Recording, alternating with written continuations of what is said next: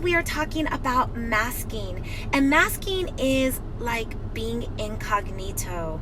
Now, we all have to do it at times, whether it's for our career's sake or it is something that has to do with our culture and fitting in to the collective, or just masking so that we can deal with pain, trauma, instead of doing the work and taking off the mask. Now, how do we begin to do the work and take off the mask? And what does that even mean? Now, whenever we have found ourselves masking, it's a way of dealing with the pressures of life. And as I mentioned, we all have to do it. And there are appropriate reasons why we have to mask. But in order to live our most authentic life, I know, buzzword, but the truth is, in order to really lean into healing, being ourselves, we have to learn to take off the mask. And one of the things that I have learned to do is just do it. Just do it.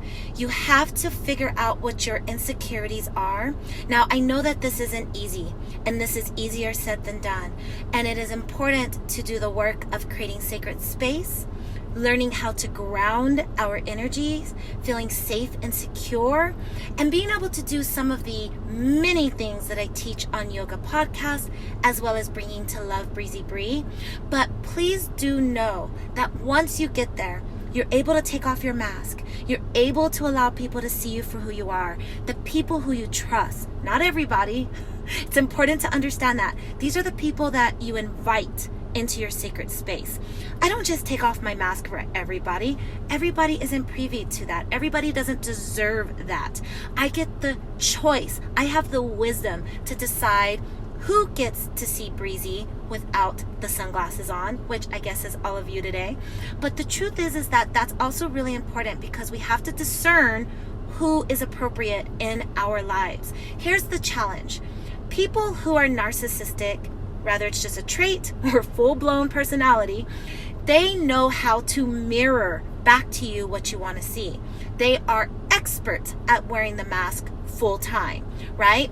So it's our job to listen to our intuition. But how do you get there? You get there by healing your root chakra, your sacral chakra, your solar plexus, your heart, your throat, and then voila, you begin to heal and do the work of your third eye, which is your intuition. Once you can tap in to your intuitive sense of self, what does that do for you? It allows you to be able to see red flags, not yellow flags, not green flags, but red flags.